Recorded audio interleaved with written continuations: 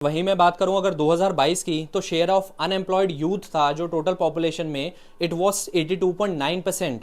और अगर मैं वहीं बात करूं share of educated youth among all unemployed people also increase from 54% in 2000 to 65.7% in 2022।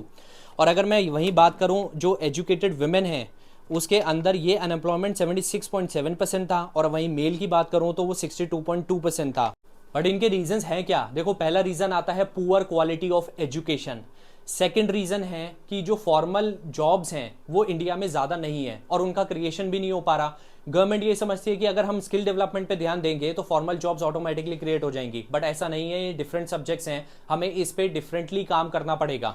Third reason आता है टेक्निकली क्वालिफाइड यूथ जो है वो इंडिया में बहुत कम है।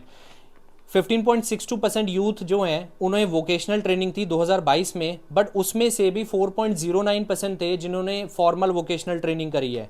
और अगर मैं बात करूं एम्प्लॉयमेंट इन एग्रीकल्चर, वो इंक्रीज़ हुआ है 2019 से, यानी हम ये समझा जाता है कि अगर फार्म एक्टिविटीज़ से पॉपुलेशन नॉन फार्म की तरफ आ रहे हैं तो मॉडर्नाइज हो रही है और एम्प्लॉयमेंट बढ़ रहा है। बट यहाँ पे हमें एक रिवर्स ट्रेंड देखने को मिला है कि 2019 के बाद एग्रीकल्चर में एम्प्लॉयमेंट ज़्यादा बढ़ चुका है क्योंकि क्वालिटी ऑफ एजुकेशन है उसमें कमी है। और अगर मैं एम्प्लॉयमेंट की बात करूं तो 2023 में जितनी भी जॉब जनरेट हुई थी उसमें से 90% ऐसी थी जो कि इनफॉर्मल सेक्टर में जनरेट की गई थी। और अगर मैं बात करूं जितनी भी फॉर्मल सेक्टर में जॉब जनरेट हुई थी उसमें से आधी ऐसी थी जो इनफॉर्मल तरीके की जॉब थी। और साथ ही साथ जो रियल वेजेस हैं और अर्निंग्स हैं, यानी जो वेज रेट होता है वो भी डिक्लाइनिंग ट्रेंड पे है, यानी वो भी धीरे धीरे कम होता हुआ दिखाई दिया है। क्योंकि 51.9% ऐसे लोग थे जिन्हें जो मिनिमम प्रेस्क्राइब्ड वेजेस होते हैं अनस्किल्ड लेबर के, जो कि 480 पर डे है, वो भी उन्हें नहीं मिल पाए थे। अब इन सब का रीज़न क्या है? पहला तो है रैपिड टेक्नोलॉजिकल चेंजेस, क्योंकि आप आज अपने आप को अपडेट करोगे, कल आप आउटडेटेड कहलाओगे। आपको डेली अपस्केल करना पड़ेगा अपने आप को। पे तो ऐसी भी पॉलिसी होती है कि हर साल वैकेंसी का 1/3 जो है वो कम रिक्रूट करते हैं, तो इसके चलते भी अनएम्प्लॉयमेंट बढ़ता है।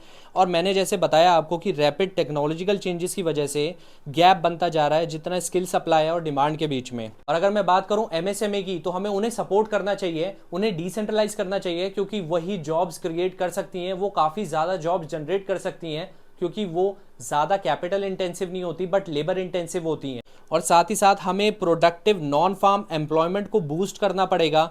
जो डेफिसिट हैं उन्हें ब्रिज करना पड़ेगा। हमें एम्प्लॉयमेंट क्रिएशन में जितने भी गैप्स हैं उन्हें फुलफिल करना पड़ेगा। और जो नॉलेज में गैप्स हैं उन्हें हमें फुलफिल करना पड़ेगा थ्रू माइक्रो क्रेडेंशियल, जो कि शॉर्ट टर्म कोर्सेज होते हैं। और साथ ही साथ हमें एग्रीकल्चर की प्रोडक्टिविटी को बढ़ाना पड़ेगा और हमें एंटरप्रेन्योरशिप को प्रमोट करना पड़ेगा ताकि न्यू न्यू इन्वेंशन होती रहे और अनएम्प्लॉयमेंट भी कम होता जाए। तो अनएम्प्लॉयमेंट रेट रूरल वुमेन का जो कि स्टैंड करता है 1.9% से, वो कम है देन रूरल मेन जो कि 2.7% पे स्टैंड करता है 2023 की। और अगर मैं वही बात करूं अर्बन एरियाज़ की, तो ये रेट ज़्यादा है विमेन के लिए 7.5%, और मेन की बात करूं तो वो 4.4% है। यानी जो अर्बन एरिया है वहाँ पे अनएम्प्लॉयमेंट ज़्यादा है और जो रूरल एरिया है वहाँ पे अनएम्प्लॉयमेंट कम है। And unemployment rate in India rose to 8% in April 2024 from 7.4% in March 2024। और एक CMI यानी centre for monitoring Indian economy का एक सर्वे था, consumer pyramids household survey, उसके according unemployment rate in India rose to 8% in April 2024 from 7.4% in March 2024। और ये unemployment rate urban areas और रूरल एरिया दोनों में बढ़ा है। जो रूरल एम्प्लॉयमेंट रेट है वो 7.8% हो गया था अप्रैल में। अब कॉरपोरेट टैक्स कम करने से बहुत ज़्यादा नुकसान तो हुआ था, क्योंकि 1 लाख करोड़ का नुकसान तो हुआ है, बट साथ ही साथ कुछ ऐसी भी कंपनीज हैं जो इंटरेस्टेड हैं इंडिया में, क्योंकि वो अब ऑल्टरनेटिव ढूंढ रही हैं टू चाइना एक मैन्युफैक्चरिंग बेस बनाने के लिए। तो इसलिए अगर हम इंसेंटिव्स ऑफ सब्सिडीज़ पे काम करेंगे तो शायद इन्वेस्टमेंट ज़्यादा होगी इंडिया में और जॉब्स भी ज़्यादा क्रिएट होगी। और साथ ही साथ हमें ये समझना पड़ेगा कि industrial automation has reached a stage where you won't create the same number of jobs as before even in manufacturing sectors that are considered labour intensive. तो जो AI का ज़माना है इसमें काफ़ी लोग कहते हैं कि नहीं, इससे बहुत ज़्यादा जॉब्स क्रिएट हुई है, बट ऑटोमेशन हुआ है, आप इससे जुतला नहीं सकते, आप इसमें कोई भी दो राय नहीं है। इसकी वजह से काफ़ी जॉब्स गई हैं।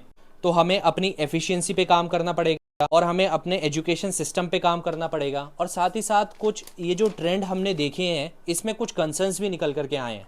कंसर्न्स क्या है, जो चिंता है हमारी वो ये कि जो स्लो ट्रांजिशन हो रहा था टू नॉन फार्म एम्प्लॉयमेंट वो धीरे धीरे रिवर्स होता हुआ दिखाई दे रहा है। जैसे मैंने आपको बताया कि 2019 के बाद हमें ये ट्रेंड देखने को मिला है कि काफ़ी ज़्यादा लोग एग्रीकल्चर एक्टिविटीज़ में जा रहे हैं।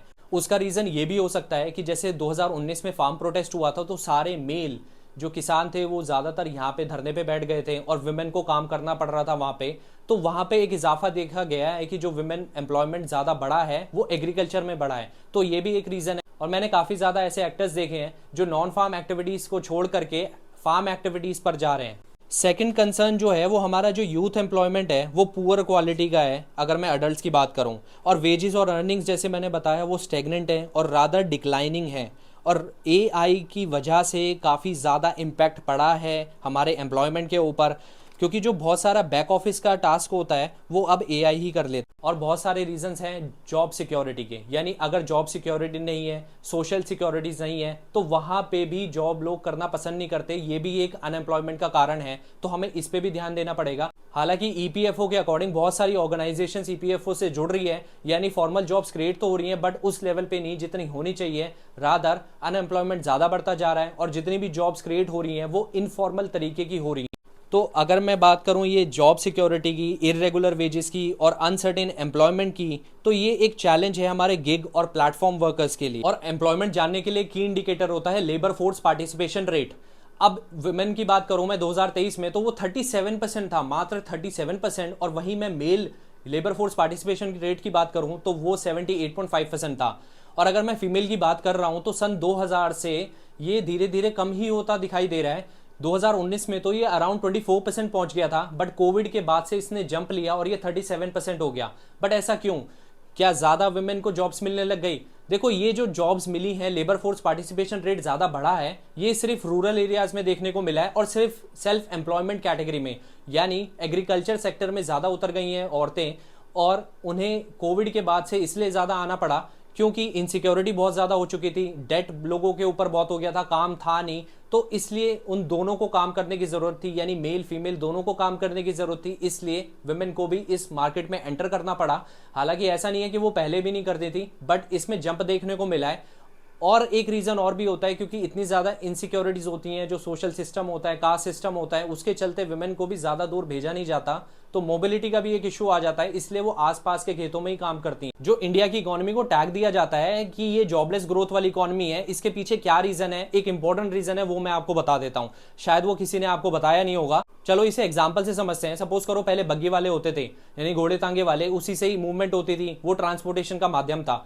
अब क्या हो गया, उनकी जगह गाड़ियों ने ले ली। तो क्या जो घोड़े तांगे वाले थे वो गाड़ी ठीक करने में या चलाने में सक्षम थे? बिल्कुल नहीं। उन्हें तो सीखना पड़ेगा, इसलिए रीस्किलिंग इंपॉर्टेंट है, अपस्किलिंग इंपॉर्टेंट है। अगर कोई भी चीज खराब हो जाती है तो आप उसे चेंज कर देते हो या ठीक कर देते हो, उसमें अपग्रेडेशन की जरूरत होती है। जो ह्यूमन रिसोर्स होता है उन्हें भी अपडेट करते रहना चाहिए, उन्हें भी अपस्किल करना पड़ेगा, वरना आज आप अप टू डेट है, कल को आउटडेटेड कहलाओगे। इसलिए जो बग्गे वाले थे उन्होंने तो अपनी दुकान बंद कर ली थी। अब उस टाइम पे तो अनएम्प्लॉयमेंट बढ़ गया था, और हालांकि जीडीपी में ग्रोथ हो रहा था क्योंकि नई नई गाड़ियां आ रही थी, इन्वेस्टमेंट हो रहा था। तो यहां देखा जा सकता है कि इन्वेस्टमेंट तो बहुत ज्यादा बढ़ रही है, यानी जीडीपी की ग्रोथ बढ़ रही है, बट साथ ही साथ अनएम्प्लॉयमेंट भी है, क्योंकि हम ट्रांजिशन फेज में हैं। हम एक तरफ से दूसरी तरफ जा रहे हैं, यानी बग्गी से गाड़ी की तरफ जा रहे हैं। तो जो बग्गी वाले हैं उन्हें अपना धंधा बंद करना पड़ा, उन्हें अपनी शॉप को क्लोज करना पड़ा और वो अनएम्प्लॉयड हो गए। ये आज की सिचुएशन में भी फिट बैठता है। जैसे कि अगर मैं बात करूं ट्रेडिशनल ऑटोमोबाइल की और वहीं मैं बात करूं इलेक्ट्रिक व्हीकल्स की, तो जो ऑटोमोबाइल वर्कर्स हैं, जो मैकेनिक्स हैं, क्या वो ईवी व्हीकल्स को, इलेक्ट्रिक व्हीकल्स को ठीक कर सकते हैं? नहीं कर सकते। क्या वो बैटरी में बना सकते हैं? नहीं बना सकते। क्या वो बैटरीज को रिपेयर कर सकते हैं? क्या वो इन गाड़ियों को रिपेयर कर सकते हैं? बिल्कुल नहीं। तो इसकी वजह से जब ये शिफ्ट आएगा, और ये शिफ्ट धीरे धीरे आ रहा है, अगर जो हमारा ह्यूमन रिसोर्स है, जो लोग हैं, अगर वो अपस्किल नहीं करेंगे, उन्हें स्किल डेवलपमेंट नहीं कराया जाएगा, तो उसके चलते वो अनएम्प्लॉयड हो जाएंगे। क्योंकि जब भी इकोनॉमी एक ट्रांजिशन फेज में होती है, और जो कि चलता रहता है एक ट्रांजिशन से दूसरी ट्रांजिशन के ऊपर, तब ऐसी स्थिति देखने को मिलती है कि अनएम्प्लॉयमेंट बढ़ जाता है। क्योंकि जो हमारे ट्रेडिशनल ऑटोमोबाइल वर्कर्स हैं वो तो अनएम्प्लॉयड कहलाएंगे। अगर एक बार पूरी तरह से ईवी व्हीकल्स ने, यानी इलेक्ट्रिक व्हीकल्स ने कैप्चर कर ली मार्केट, तो उस टाइम पे तो जो हमारे ट्रेडिशनल ऑटोमोबाइल वर्कर्स हैं वो तो अनएम्प्लॉयड हो जाएंगे, उन्हें तो हमें अपस्किल करना पड़ेगा। तो ये इंडियन इकोनॉमी की अभी की सिचुएशन है, यही एक रीजन है जॉबलेस ग्रोथ का भी। तो अगर अच्छी लाइवलीहुड अपॉर्चुनिटीज नहीं होंगी तो ये एक सोसाइटी में सोशल अनरेस्ट क्रिएट करेगा, जैसे कि अग्निपथ और अग्निवीर स्कीम के टाइम पे भी हुआ था, क्योंकि कई लोगों ने अपने आप को जला लिया था। तो वहां पे सोशल हार्मनी भी डिस्टर्ब होती है और साथ ही साथ जो अनएम्प्लॉयमेंट बेनिफिट्स होते हैं वो गवर्नमेंट को ज्यादा खर्च करने पड़ते हैं।